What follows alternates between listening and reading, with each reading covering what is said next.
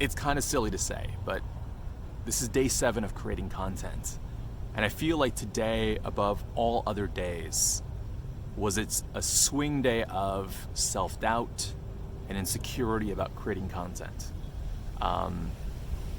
And I find that that is the case when I am pushing myself to try new things and really getting out of my comfort zone, is that the first couple days are okay, but at some point in time, week in, 2 weeks in, that doubt really starts to creep in.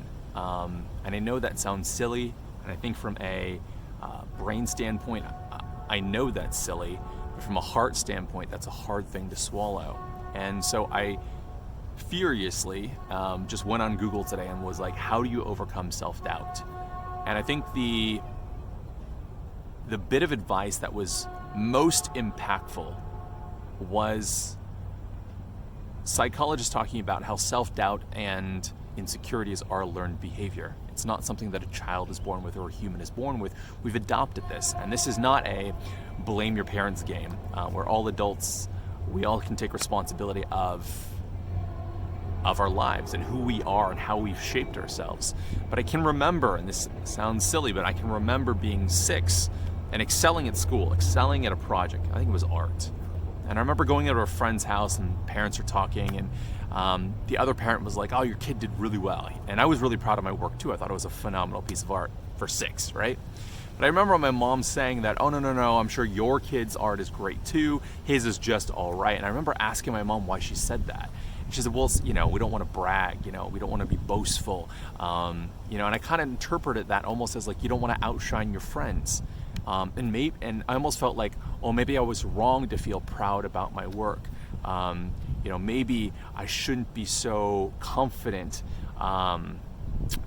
in my own work, or maybe I should hold back so that I don't make my friend feel uncomfortable. And these are all, this is my own interpretation at 6, right?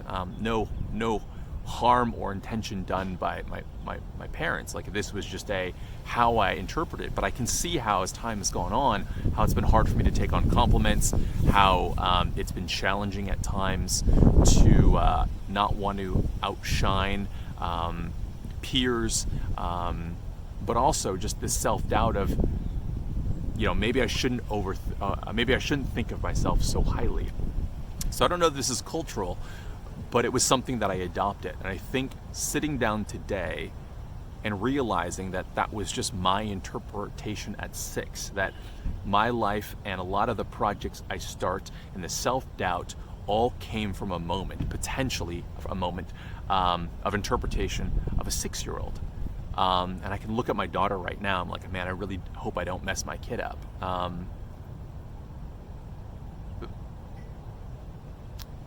But today, sitting here and creating content, I think the most important part of it is, realizing that there is this behavior that can be learned, that there is this goal of looking back and saying, do these beliefs, do these ideas still serve me? And if they don't, I think there's power in recognizing where they come from. And I think the only thing I know at this point in time is to keep moving forward, to keep being resourceful, to find new ways around our deficiencies. And for me, that might be just self-doubt. So I'm curious for you guys, do you believe that self-doubt is a learned behavior? Is self-doubt something that can be practiced away? I don't know. So as I deal with the wind here, and hopefully it doesn't sound like a complete mess today as I've got trains and wind and everything else out there, I'd love your thoughts and feedback. I'd love to hear how you've overcome self-doubt, or if you have overcome self-doubt, or if you're struggling with it right now. So onwards and upwards. Cheers.